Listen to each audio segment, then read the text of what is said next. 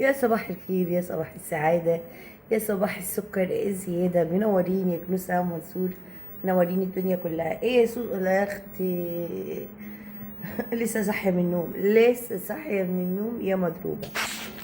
هنعمل قهوة، بس تعالي معايا شوفي قبل الدنيا ما تطلع الشمس. الساعة دلوقتي 6 الصبح، 6 ولا 7؟ لا، الساعة 7. الساعة 7، الساعة 7 الصبح. تعالي بقى معايا اوريكي الشروق، اوريكي نهار الجميل، ونعمل قهوتنا ونشرب قهوتنا ونشوف هنعمل ايه. هنعمل ريفيو النهارده. يلا بينا، يلا بينا. الواحد يعني اقول لكم ايه، انا مش شايفه حاجه. تعالوا نلف الكاميرا ونشوف الدنيا فيها ايه. نلف الكاميرا فين بقى؟ بلف الكاميرا منين بقى يا سوسو؟ ايوه، اصل التليفون هيفصل شحن وانا حقيقي مش شايفه اي حاجه.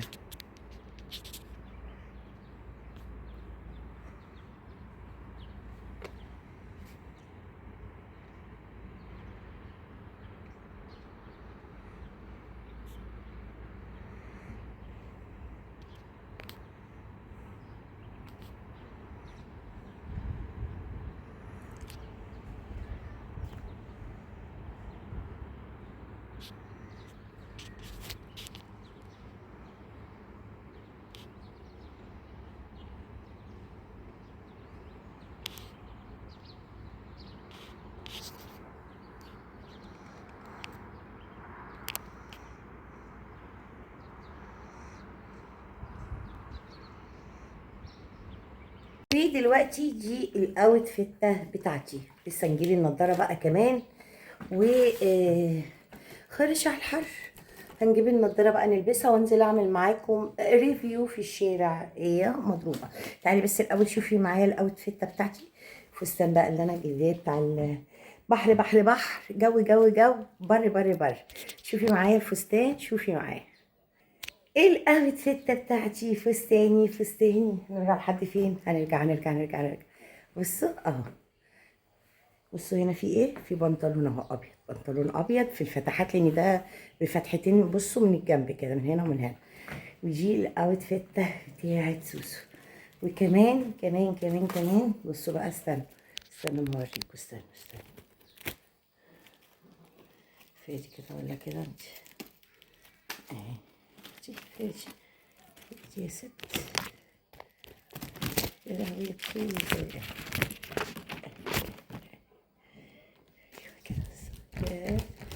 يا سلام، مش قادرة اقول لكم. أي. ايه رايك بقى في الاوتفيت ده؟ حلو الفستان، حلو الفستان. صح عاجبك؟ صح.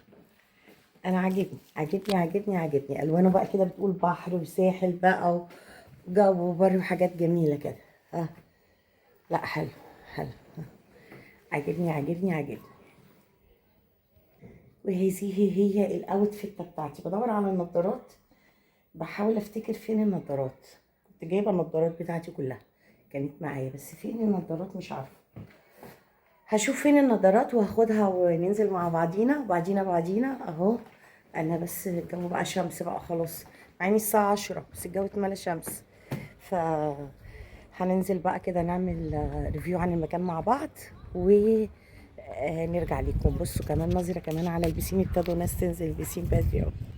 بصوا جو جميل طبعا. شوفوا الجو جميل ازاي. يعني كل الناس اللي معانا لسه نايمين. بصي بلكوناتهم مقفله لسه. بس بصوا بقى الجو روعه ازاي. بصوا الجمال والهدوء. ياه. شوفوا البحر قريب اهو يا جماعه. البحر اهو، البحر اهو، البحر اهو. بنمشي من هنا بقى كده، من ناحيتي كده، نطلع على البحر حته صغيره.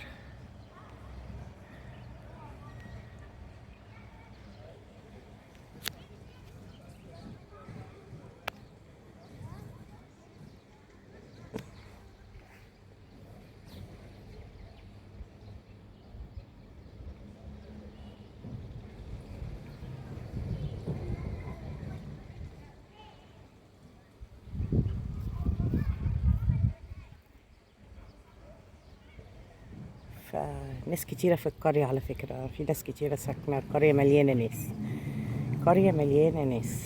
يلا بقى بينا، يلا يا اختي بينا، يلا يا اختي بينا، يلا بينا يا اختي، يلا يلا يا اختي، يلا يلا يلا يلا يلا يلا بينا، يلا يلا يلا يلا بينا، دي شموسة تلا تلا وتلا علينا. يلا بينا نكمل مع بعض. يلا بينا. وهنا نزلتكم على البسين قبل ما انا اصلا ما انزله. ده كان تاني يوم يا جماعه، كان يوم السبت. يوم الجمعه رحنا نزلنا حاجتنا، لان احنا طبعا على ما وصلنا هناك كنا واصلين متاخرين. فيوم الجمعه اللي هو رصينا حاجتنا واستريحنا ونزلنا اخر النهار، قعدنا على البسين فتمشينا نفس الطريق اللي انتوا شايفينه ده. كان اخر النهار يوم الجمعه، بقى اكلمكم على يوم الجمعه. مشيت بقى من نفس الطريق اللي انا همشي منه ده، رحنا على البحر كان بعد المغرب. والجماعة قعدوا اخدوا حبة صور، وانا قعدت استمتعت كده في زي دكك كده على البحر، وكان الهواء اخر النهار جميل جدا جدا جدا. فاخدتكم بقى وقلت امشي بيكم كده جولة، تروحوا تتفرجوا معايا على البحر ونعمل ريفيو عن المكان. مشيت لكم فيه كله حتة حتة، هي القرية صغيرة مش كبيرة. البسين ده البسين الوحيد اللي في القرية كلها يا جماعة، مفيش بسين تاني. لو هاجي اقارنها بنيس، لا نيس احسن منها بكتير، لان احنا نيس لما رحناها السنة اللي فاتت لو تفتكروا احنا كنا واخدين اوضه، هي كانت اوضه شاليه، كان اوضه كده على البسين، دور ارضي على طول. بس في كلا الحالات برضو انا وفريد ما يعني الشقه الكبيره ما بنستخدمهاش في حاجه، لاني انا وفريد لوحدنا. اديني مشيت اهو، خدت الطريق اهو بتاع البحر، وعملت لكم ريفيو فيه. لو شفتوا الريفيو ده وشفتوا الريفيو بتاع السنه اللي فاتت هتكتشفوا ان فعلا نيس اكبر بكتير. انا قلت يمكن ما بين الفيلل دي في حمامات سباحه، فلقيت حمام سباحه في فيلا كده قديم وفاضي، فاهمين انتوا، اللي كانه مركون بقاله سنين. هو حمام بيسين خاص، ولكن اصلا ما فيهوش كمان ميه. لان انا حاولت اخش ما بين الفيلل كده اصور لكم ونتجول كده ما بين الفيلل، نخش ونشوف جوه الفيلل دي الدنيا عامله ازاي. طبعا دي كلها شوارع داخله على الفيلل وعلى العماير. وزي ما بقول لكم هو البسين اللي موجود، انا حتى اول ما نزلت سالتهم يا جماعه في بسين تاني؟ قلت يمكن في بسين عمومي تاني، في اقوى بقى، لان الاقوى الصغيره هي واحده بس كده للاطفال في بسين الاطفال. فانا كنت بفكر فيها اقوى بقى كبيره ونلعب فيها. قلنا نروح البسين العمومي، يمكن مش ده العمومي. فقالوا لي لا يا مدام، ده البسين العمومي وما فيش غيره اصلا.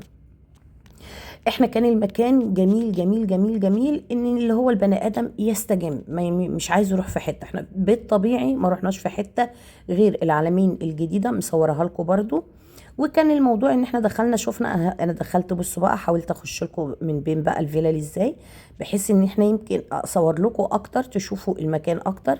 هي الجميل فيها الخضره اللي انتم شايفينها كده، كل الفيلل وكل العماير حواليها خضره، ودي حاجه من الحاجات اللي بتريح الاعصاب وتهدي الاعصاب، انتوا فاهمين. فكل الفيلل دي يا تروح البحر يا بيجوا على البسين اللي قدامنا مباشره.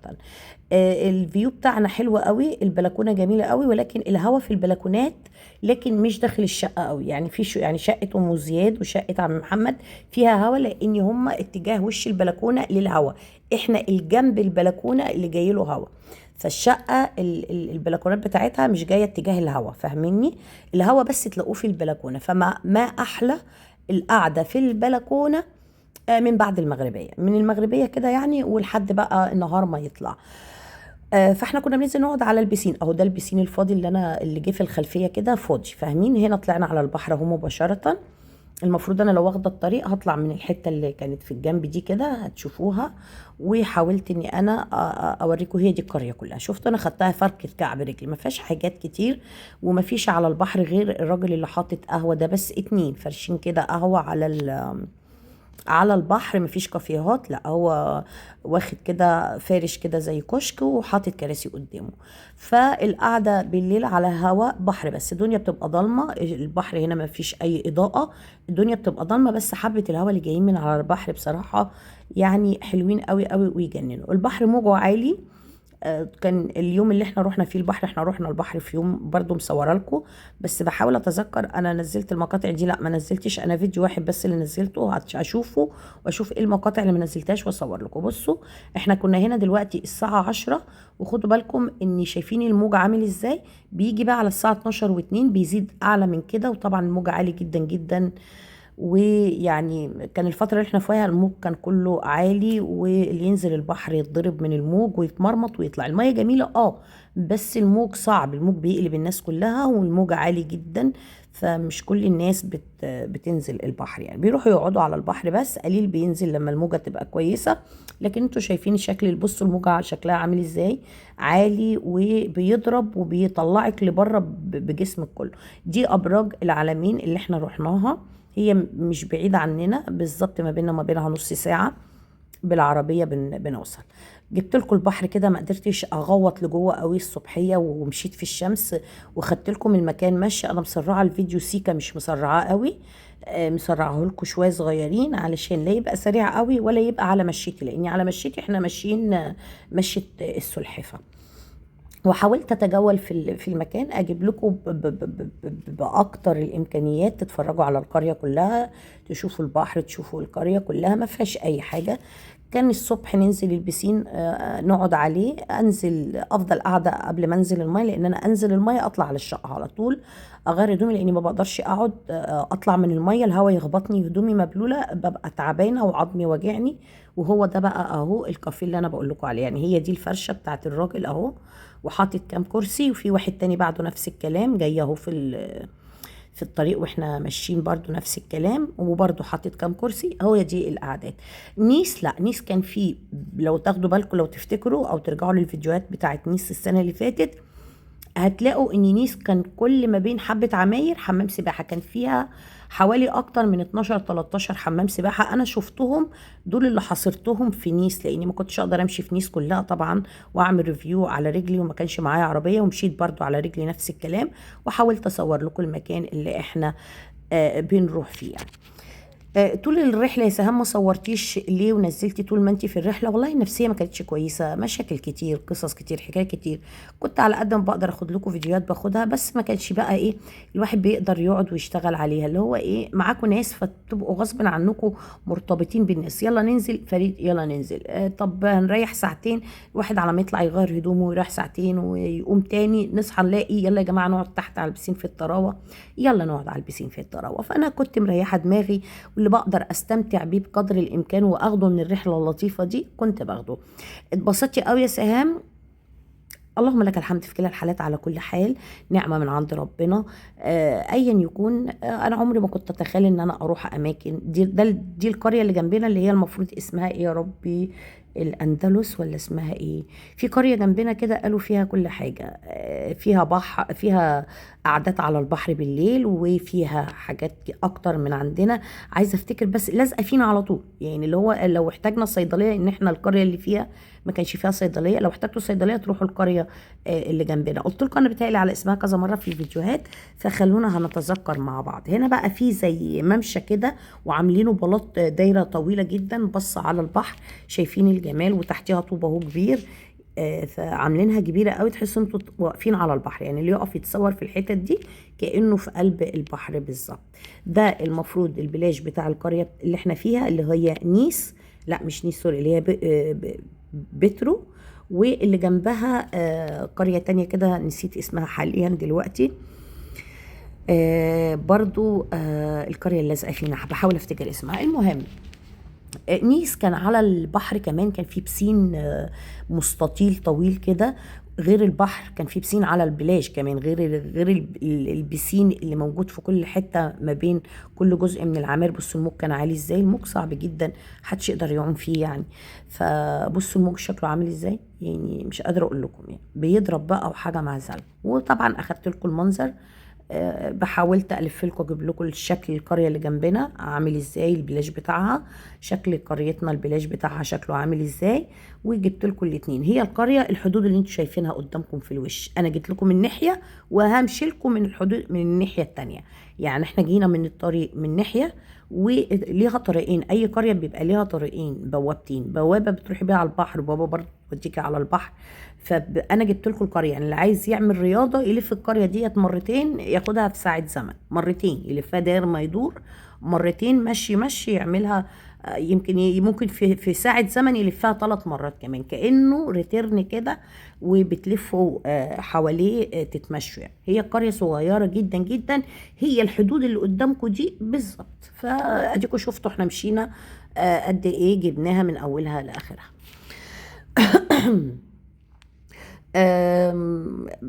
مقياسة بالمرة اللي فاتت، لا اتبسطت المرة اللي فاتت اكتر، لاني حسيت اني بصراحة يعني انا بقول لكم انا اهو بصوا طالع عيني. طبعا بقول لكم ان انا مسرعه لكم السرعه سيكه، لانكم لو مشيتوا على مشيتي يعني مشيت السلحفاه يا ولاد. انا بقى جبت الحدود التانية اهي من ناحيه القريه، يعني انا جيت من طريق، والمره دي برضو همشي من طريق تاني هصوره لكم. ده الطريق التاني، شفتوا بقى الحدود بتاعتها قد ايه، يعني صغيره جدا.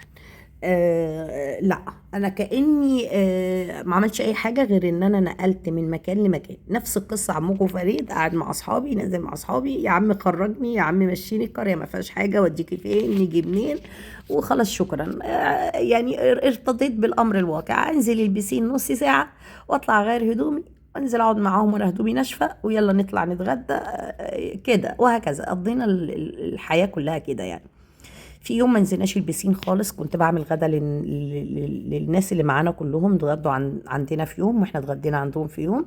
يعني انا الاول عزمناهم في يوم، اتغدينا عملنا بط، عملنا فراخ مشويه شوينا عندنا في البلكونه، وكان عندي حبايات محشي عملناهم، وعملنا جنبيهم حبه مكرونه محمره بطريقه جميله قوي حلوه قوي كده، واتغدينا كلنا مع بعض. اليوم ده انا ما نزلتش البسين خالص، ونزلنا اخر النهار برضو شويه قعدت على البسين.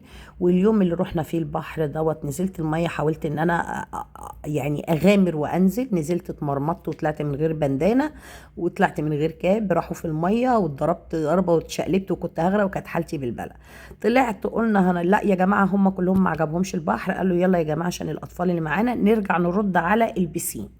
وحياتكم انا رديت على شقتي، غيرت هدومي وشكرا على كده، لاني انا بقول لكم ان الساعه اللي ببقى حاسه بيها وهدومي مبلوله، الموضوع بيبقى صعب جدا جدا، فما اقدرش استحمل الهواء اللي جاي لي وهدومي مبلوله.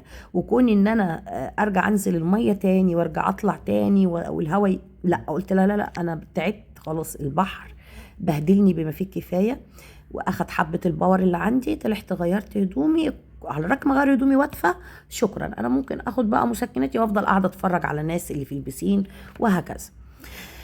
اتبسطت في نيس السنه اللي فاتت اكتر بكتير من المره دي. اتبسطت في نيس المره اللي فاتت احلى. يمكن كنا بنقعد على البسين اكتر، بس كنا حاسين، يعني كنت حاسه اني انا اولا لاقيه عمكم فريد، انا مش لاقياه لا في بترو ولا هنا، انا مش لاقيه الراجل يا جماعه. فكنا بياخدني كل يوم يخرجني يوديني على البحر، نقعد على الكافيه اللي هناك على البحر، نشرب قهوه من ساعه مغربيه، نرجع من على الكافيه الساعة 9 كده، نروح قاعدين في الجنينة بره، نفتح لايفات، نقعد ندردش انا وهو، نحكي انا وهو، نخش الأوضة عشان التكييف نقعد سوا نحكي انا وهو. انا والله يا جماعة عمكم فريد لا قعدت معاه ولا حكيت معاه، هي كلها اللحظات اللي بنبقى كلنا مع بعض واخده لكم مقاطع وفيديوهات. غير كده كالعادة نازل اقعد مع اصحابي، طالع اريح شويه، غديني يا سام، يلا ننزل يا سام اسبقك على تحت، حصليني يا سام. هو ده كان كل الحكايات. اليوم دوت انا كنت عايزه اروح السوبر ماركت، ده طريق السوبر ماركت. خلاص احنا كده جبنا اخر القريه، جبناها من اولها من على البوابه، البوابه في وشنا اهي، بوابه في وشنا. وده المسجد اللي في القريه، صورته لكم برضو. المسجد قريب من حته كده فيها كام محل، واحد بتاع فول وطعميه وسوبر ماركت طبعا، في الاحتياجات كلها بتاعت اي حد محتاجها.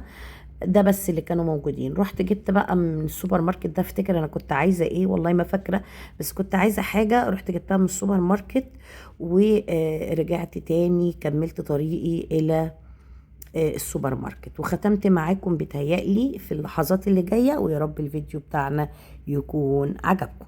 ولحد هنا يبقى ختمنا الفيديو بتاعنا. انا اتبهدلت. انا هنا شقتي، الشقه هنا جنب حمام السباحه، بس انا رايحه السوبر ماركت ليه بقى؟ اسال على مقوار. اصل انا جبت حاجه المحشي وحاسه ان انا مش لاقيه المقوار. ممكن اكون نسيته، بس انا فاكره ان انا جايبه مقوار بس ما لقيتوش مع الحاجه. فقلت اعدي بالمره على السوبر ماركت، اشوف اسال على مقوار واروح كده سريعا احضر الغدا عشان هغير وانزل البسين. هروح البسين يا اختي انتي وهي. سوسو هتنزل البسين. استني بقى عشان اشوف الاوتفيت بتاعت المايو بتاعت سوسو على اي قناه. احنا هننزل على الاتنين الرحله بتاعتنا، على كنوز وعلى سهام منصور دردشه في حياتنا. فتابعوا معانا وشوفوا ايه اللي بيحصل. والسلام عليكم ورحمه الله وبركاته.